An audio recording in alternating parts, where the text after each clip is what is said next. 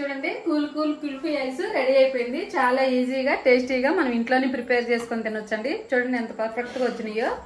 మీరు బయట మాత్రం ఇప్పియొద్దు, ఇంట్లోనే ప్రిపేర్ చేసి పిల్లలకు పెట్టండి. టేస్ట్ చూసి ఎలా ఉందో చెప్తాను.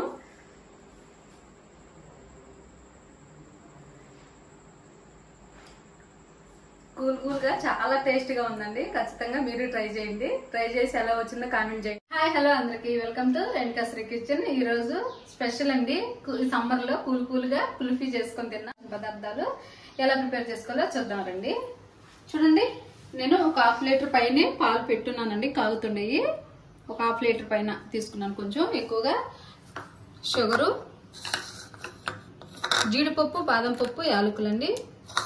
ఇది కస్టర్డ్ పౌడరు. ఎలా ప్రిపేర్ చేసుకోవాలో చూద్దాము. పాలు కాగుతా ఉన్నాయి కదండి. కాగేసరికి మామూలుగా అయితే ఇవి నానబెట్టుకొని మిక్సీ పడతారు కదా, నేనే నానబెడతలేదండి. చూడండి, యాలకులు, బాదం పప్పు, జీడిపప్పు మిక్సీకి పట్టుకున్నాం. కొంచెం మరి మెత్తగా పట్టకుండా కొంచెం బరక పెట్టేసుకున్నాము. పాలు కాగుతున్నాయి కదా, ఈ అంచులను మీగడ కట్టినప్పుడు మనం ఈ గరిటతో ఇట్లా అనుకుంటా ఈ పాలు కాగబెట్టుకొని కొంచెం చెక్కబడే వరకు చెక్కబడ్డాయండి. మనం ఈ మిక్సీకి పట్టుకున్నాం కదా, ఈ పొడి వేసేసుకున్నాము. సిమ్లో పెట్టేసుకొని కొంచెంసేపు పాలల్లో ఉడకనివ్వాలి. వేసేసి సిమ్లో పెట్టి ఉడకనివ్వాలి. షుగర్ వేసుకున్నామండి. స్వీట్కి సరిపోయినంత షుగర్ వేసాను. షుగర్ వేసిన తర్వాత సిమ్లోనే పెట్టి ఈ బాదం పప్పు మిక్సీకి వేసాం కదా, అది కూడా కొంచెం ఉడకనిద్దాము. కస్టర్డ్ పౌడర్ పాలలో కలిపి పోసుకున్నాం.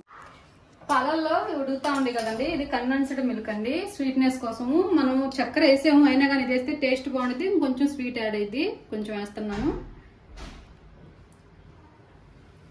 స్వీట్ తక్కువ తినేవాళ్ళు ఇది ఒక్కటే చాలండి, షుగర్ అవసరం లేదు. నేను కొంచెం షుగర్ గానే వేసాను, స్వీట్గా ఉంటేనే బాగుంటుందని.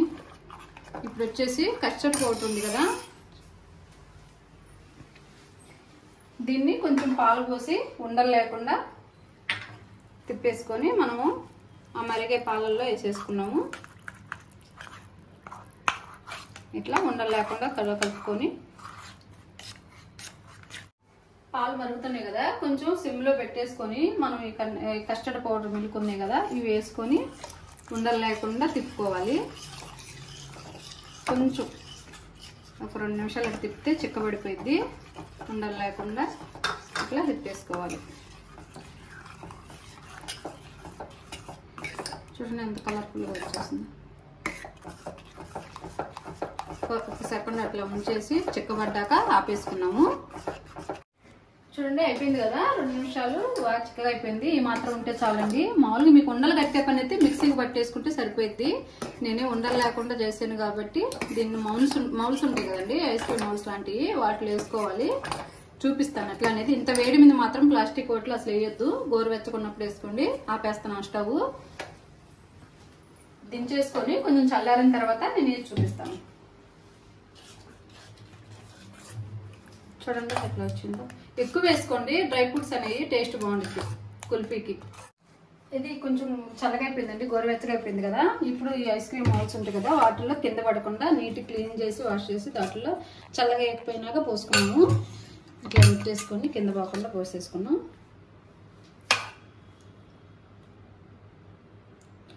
ఈ టీ కప్స్ ఉంటాయి కదండి, వాటిలోనే పోసుకోవచ్చు. అయ్యేది ఇంకా ఈజీగా వస్తాయి తీసుకునేదానికి మీకు.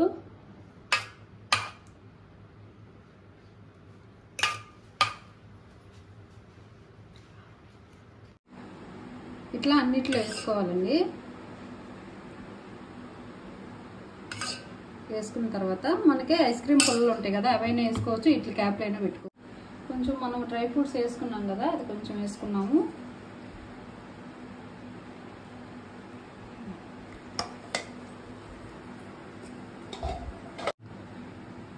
ఈ పుల్లలు ఐస్ పుల్లలు ఉంటాయి కదండి, వాటిని ఇట్లా పెట్టేసుకున్నాము. పెట్టుకొని మనం ఫ్రీజర్లో 8 అవర్స్ పెట్టుకుంటే మనకి కుల్ఫీ ఐస్ రెడీ అయిపోయింది. ఈ సమ్మర్లో కూల్ కుల్ఫీ ఐస్ రెడీ అయిపోయింది. కొంచెం గట్టిగా పెట్టుకోండి. ఇది ఇలా పెట్టాం కదండి, మనం ఫ్రీజర్లో 8 అవర్స్ పెట్టి తీసి చూపిస్తాను కుల్ఫీ ఐస్ ఎలా వచ్చిందనేది. చూడండి, కూల్ కుల్ఫీ ఐస్ రెడీ అయిపోయింది. చాలా ఈజీగా టేస్టీగా మనం ఇంట్లోనే ప్రిపేర్ చేసుకొని తినొచ్చండి. చూడండి ఎంత పర్ఫెక్ట్గా వచ్చినాయో. మీరు బయట మాత్రం ఇప్పియొద్దు, ఇంట్లోనే ప్రిపేర్ చేసి పిల్లలకు పెట్టండి. టేస్ట్ చూసి ఎలా ఉందో చెప్తాను.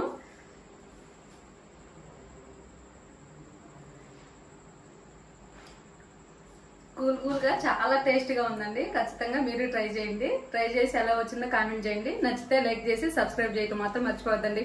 నా వీడియో చూసే ప్రతి ఒక్కరికి చాలా థ్యాంక్స్ అండి. బాయ్.